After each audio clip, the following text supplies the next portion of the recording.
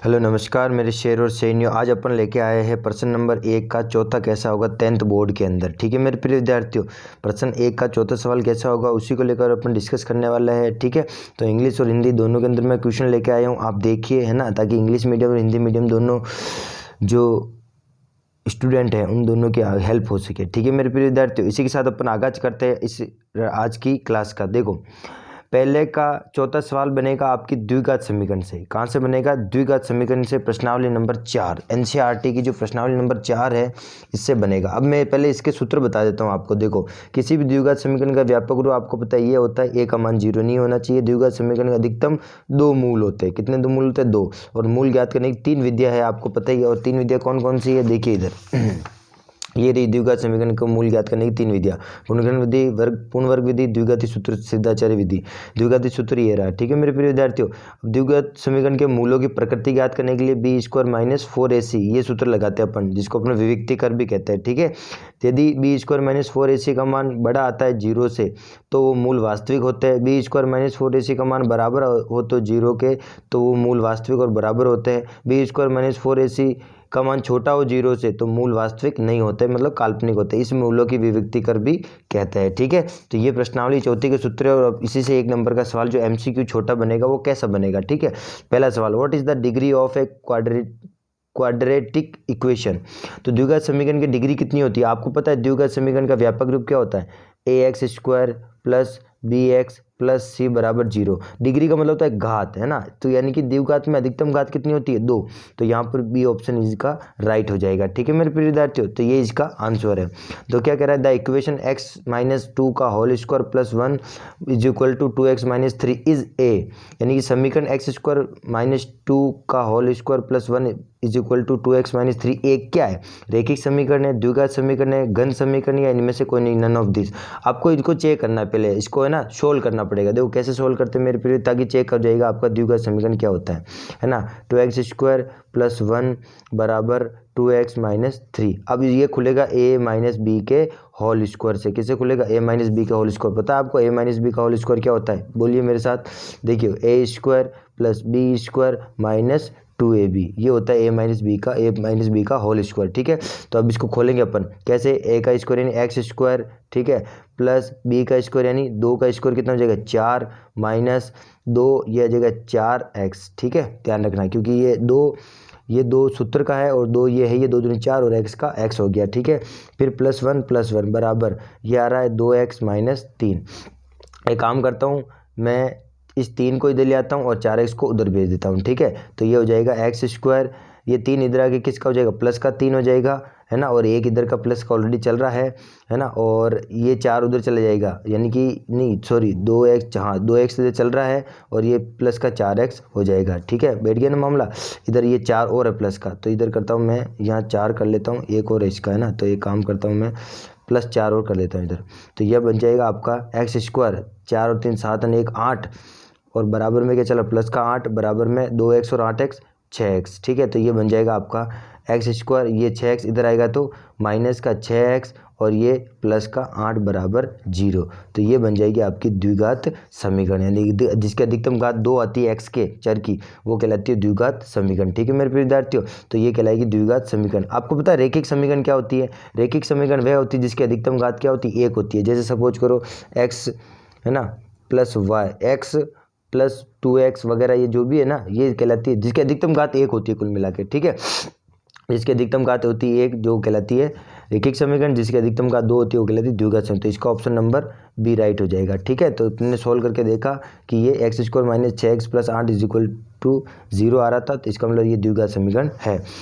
अब तीसरा क्वेश्चन क्या कह रहा है? The equation 2x² + kx + 3 = 0 has 2 equal roots then the value of k is. यानी कह रहा है कि यदि समीकरण 2x² + kx + 3 = 0 है, के 2 मूल बराबर है, मूल कैसे है? बराबर है, तो k का मान बताना है। अब मैंने आपको एक फॉर्मूला बताया था कि जब मूल बराबर होते हैं, है ना, तो मूल बराबर होते हैं तो ये बराबर वाली स्थिति में क्या लगता है? b² - 4ac = 0 रखते हैं अपन। ठीक है, तो अपन को यहाँ से k का मान निकल जाएगा। ठीक है, तो इसके अंदर अपन वही करने वाले हैं। ठीक है मेरे प्रिय विद्यार्थियों, इक्वेशन क्या है? ये है 2x² + kx प्लस 3 बराबर 0। तो यहाँ से छठो बेटा, ए क्या है, यहाँ से छठो, ए बराबर होता है एक्स स्क्वायर का गुणांक यानी 2, बी क्या है, बी एक्स का गुणांक यानी के, और सी क्या है, सी अचर पद है 3। आपको विविक्ति का डी याद करना है, तो आपको ये बी स्क्वायर माइनस 4ac हम जानते हैं कि, है ना, वी नो दैट हम जानते हैं कि विविक्तिकर का फॉर्मूला ये होता है डी बराबर B square minus 4ac। B कितना है, के। तो अब मुझे चूंकि मूल बराबर है, चूंकि मूल क्या है, मूल बराबर है, वास्तविक है और बराबर है, तो इसका मान किसके बराबर रखूंगा, 0 के बराबर, है ना। तो देखो, तो यहाँ पर आ जाएगा कि जो बी स्क्वायर माइनस 4ac है ना, इसका 0 के बराबर रखूंगा। ठीक है मेरे प्रिय विद्यार्थियों। अब बी का मान कितना है, यहाँ के, तो के का स्क्वायर हो जाएगा माइनस 4 का 4 इंटू ए कितना है 2 इंटू सी कितना है 3 बराबर 0। बराबर में क्या चल रहा है, 0। ठीक है मेरे प्रिय विद्यार्थियों। अब देखो के का स्क्वायर यानी के स्क्वायर माइनस, अब देखो 4 दूनी 8 और 8 दिया 24, यह आ जाएगा 24 बराबर 0। ये 24 उधर जाएगा तो प्लस का हो जाएगा मेरे प्रिय विद्यार्थियों, है ना। तो के का स्क्वायर बराबर 24 और यहाँ से स्क्वायर हटेंगे तो के बराबर प्लस माइनस अंडर रूट 24। ठीक है मेरे विद्यार्थियों, अंडर रूट कितना आ जाएगा, 24 आ जाएगा। अब भी देखिए अंडर रूट 24 को अपन क्या लिख सकते हैं, यहाँ ऑप्शन में अंडर रूट 24 दिख रहा है आपको, कहीं भी नहीं दिख रहा है, इसका मतलब आप सोचोगे सर हमने तो गलत कर लिया। आपने बिल्कुल राइट किया मेरे प्रिय, लेकिन यहाँ पर इसको अंडर रूट 24 को खोल कर लिखा गया। अब आपको सर खोलना दिखाते, देखो अंडर रूट 24 को कैसे खोलेंगे, आप इसका अभाज्य गुणनखंड कर लो। कैसे करना है मेरे प्रिय, देखो अभाज्य गुणनखंड कीजिए 24 का, तो देखो 2 का भाग दिया 12 आया, 2 का भाग दिया 6 आया, ठीक है, फिर 2 का भाग दिया 3 आया, फिर 3 का भाग दिया 3 एकम 3 आया। ठीक है, तो देखो इसको अपन ने लिया 2 इंटू 2 इंटू 2 इंटू 3, तो ये तो जोड़ा बन गया, तो ये 2 1 कॉमन आ गया, फिर यहाँ से 2 1 और ये 3, 2 दूनी 4 और ये 3 का कोई जोड़ा है ही नहीं, तो इसको अपन अंडर रूट 3 का अंडर रूट 3 ही रखेंगे। ठीक है मेरे प्रिय विद्यार्थियों। तो अब इसमें देखते हैं ऑप्शन नंबर कौन सा सही है, नहीं बैठ रहा मामला।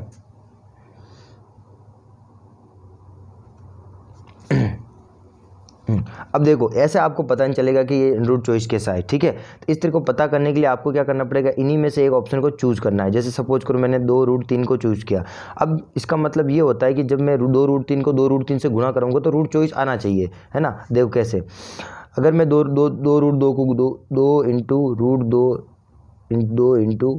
तो रूट 2 बा का बाहर गुणा होता है, अंदर का अंदर गुणा होता है, 2 दूनी 4 और रूट 3 का रूट 3 से गुणा होकर क्या जगह 3, तो 4 तिया 12, नहीं बैठ रहा मामला।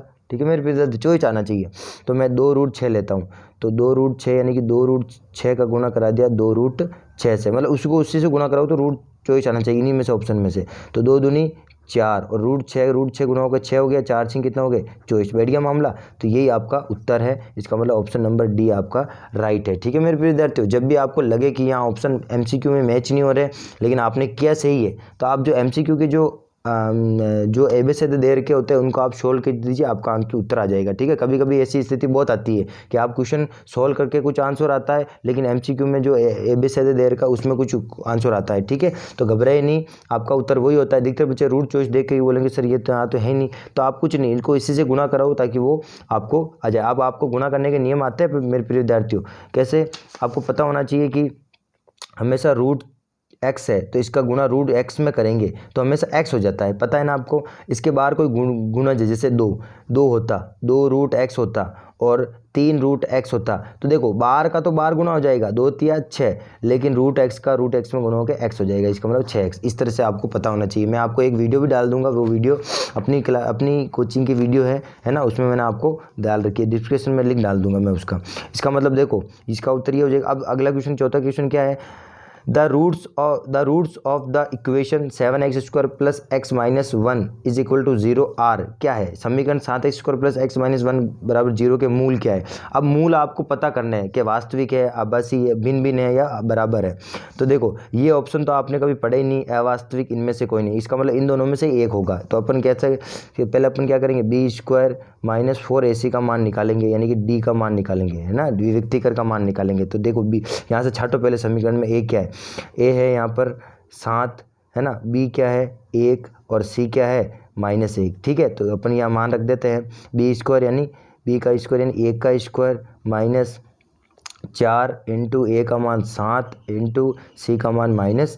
ठीक है, अब देखो इधर चलते हैं, अब यहाँ 1 का वर्ग कितना होगा, 1 का वर्ग हो जाएगा 1 माइनस, देखो माइनस माइनस हो जाएगा प्लस, ध्यान है ना, ये माइनस और ये माइनस क्या हो जाएगा, प्लस हो जाएगा, ठीक है। और 4 सत्ता 7 चौक 28, ये आ जाएंगे 28 और इस एक का कोई मतलब है नहीं, 28 और एक आ गया 29, प्लस का 29 आया। इसका मतलब जब प्लस में आता है, ये किसका मान है 29 प्लस में, बी स्क्वायर माइनस 4ac का मान प्लस में है। इसका मतलब जब भी आपने मूल पढ़े होंगे, जब भी बी स्क्वायर माइनस 4ac का मान, बी स्क्वायर माइनस 4ac का मान 0 से बड़ा आएगा, है ना, प्लस में मतलब 0 से बड़ा, तो मूल कैसे होंगे, वास्तविक होंगे, ठीक है मेरे प्रिय, यानी ये वाली स्थिति आपकी लागू होगी यहाँ पर, ठीक है मेरे प्रिय विद्यार्थियों। तो घबराने की जरूरत नहीं है, आपको ये स्थितियाँ याद रखनी है, सूत्र याद रखने हैं, बाकी और कुछ नहीं। तो इसका मतलब मूल क्या होंगे, वास्तविक और समान होंगे, नहीं वास्तविक और भिन्न भिन्न होंगे, ठीक है मेरे प्रिय विद्यार्थियों, ध्यान रखना, वास्तविक और भिन्न भिन्न होंगे, ध्यान रखना, ओके मेरे प्रिय विद्यार्थियों। वास्तविक और समान कब होते हैं, जब इसका मान 0 आ जाता है, ठीक है, लेकिन वास्तविक और भिन्न भिन्न होगा। अब अपन चलते हैं नेक्स्ट क्वेश्चन की ओर। देखो लास्ट क्वेश्चन क्या है, छोटे छोटे MCQ बनेंगे ना, वो बता रहा हूँ मैं आपको, ठीक है, आप घबराओ मत, ऐसा कि सर ये यही बनेंगे, इसके इर्द गिर्द बनेंगे, है ना, ऐसे आ सकते हैं और ऐसे ही आएंगे, देख लेना। तो if 1/2 is a root of the quadratic equation x square minus mx minus 5/4 is equal to 0 then value of m is, यानी कि ये कहना चाहता है कि यदि 1/2 द्विघात समीकरण है, ठीक है, मूल है, मतलब कोई द्विघात समीकरण का एक मूल है 1/2, तो x square minus mx minus 5/4 बराबर 0 का मूल है, तो m का मान ज्ञात कीजिए, मतलब ये कोई मूल है इसका, इसमें m का मान ज्ञात करना है। तो बहुत ईजी है, आपको कुछ नहीं करना, दिया गया है, क्या दिया गया है, दिया गया है मूल दिया गया है आपको कितना, 1/2। इसका मतलब आपको पता है एंड में 1/2 आपका x के मान आता है द्विघात समीकरण में, है ना, तो इसका मतलब यहाँ पर x वाली टर्म है, तो यहाँ पर ये जो मूल है ना बट x का मान है 1/2, ध्यान रखना, है ना। तो अब मैं क्या करता हूँ, ये x का मान इसमें रखता हूँ, तो ये m का मान आ जाएगा, मुझे यहाँ पर x का मान नहीं पूछा, m का मान पूछा है, तो देखो, तो यहाँ रखूँगा 1/2 का स्क्वायर, इक्वेशन में, है ना, रख दें, इसे लिखना द्विघात समीकरण में रखने पर, है ना, ये मान मैं द्विघात समीकरण में रख रहा हूँ, जहाँ जहाँ x दिख रहा है मैं 1/2 रख रहा हूँ, ठीक है। तो माइनस का m इंटू 1/2 माइनस का 5/4 बराबर 0, ठीक है। अब ये तो हो जाएगा 1/4 माइनस ये आ जाएगा m/2 माइनस ये आ जाएगा आपका 5/4, ठीक है, और आ जाएगा 0, इसको उधर ले जाता हूँ, तो ये बन जाएगा 1/4 माइनस m/2, ये हो जाएगा बराबर होगा 5/4, ठीक है मेरे। अब यहाँ इन दोनों में एलसीएम क्या आएगा, एलसीएम आ जाएगा 4, यहाँ पर 4 का 4 में भाग गया 1, यहाँ बचेगा 1 माइनस 2 चौक 2 का भाग 4 में 2 बार 2, यहाँ बचेगा 2m बराबर में 5/4। अब बीच में बराबर इन दोनों को तिरछा गुना कर दो, है ना, इस तरफ कर रहा हूँ मैं आगे, तो ये आ जाएगा 4 पंजे 20, इधर तो आ जाएगा 20, इधर क्या हो जाएगा 4 एकम 4, ये आ जाएगा 4 माइनस 8m, ठीक है। इस 8m को उधर ले जाता हूँ, 20 को इधर ले आता हूँ, ठीक है मेरे प्रिय विद्यार्थियों। तो देखो यहाँ पर मैं क्या करता हूँ, 4 माइनस 20 हो जाएगा और 8 उधर जाके 8m प्लस का हो जाएगा। अब 4 20 में से 4 गए तो 16 तो बचेगा, लेकिन माइनस का, ठीक है, और यहाँ बचेगा 8m। तो यहाँ से आपको m का मान निकालना था, तो ये आ जाएगा -16/8, ठीक है, 8 एकम 8 8 दूनी 16, तो -2 आया किसका मान, m का मान। तो ऐसा भी एक छोटा MCQ आ सकता है आपके, ठीक है, तो यहाँ पर आ जाएगा -2 ऑप्शन में राइट होगा, ठीक है। तो आप देखिए मैंने कैसे किए इस सवाल, ठीक है, और छोटे छोटे MCQ यहीं से बनने वाले मेरे प्रिय विद्यार्थियों, है ना। अब मान के चलिए इसी तरह के क्वेश्चन आपके आ सकते हैं। अब अगर आपने इन सवालों की प्रैक्टिस ढंग से कर ली ना, तो आपके ये छोटे छोटे MCQ आपका सिर नहीं खाएंगे, ठीक है, क्योंकि यही आपको रोकते हैं बड़े क्वेश्चन करने से, क्योंकि अपन इसमें टाइम वेस्ट कर लेते हैं, ठीक है मेरे प्रिय विद्यार्थियों। अकॉर्डिंग टू अब मैं काम करूँगा, मैं साइंस के भी कुछ क्वेश्चन बताऊंगा इंपॉर्टेंट, उसकी भी तैयारी कर दीजिए। आपका टाइम टेबल आ चुका है, जारी हो चुका है, ठीक है मेरे प्रिय विद्यार्थियों। 31 मार्च से आपका एग्जाम है, तो आप लापरवाही नहीं करें, बी कंटिन्यू, ओके। इसी के साथ जय हिंद।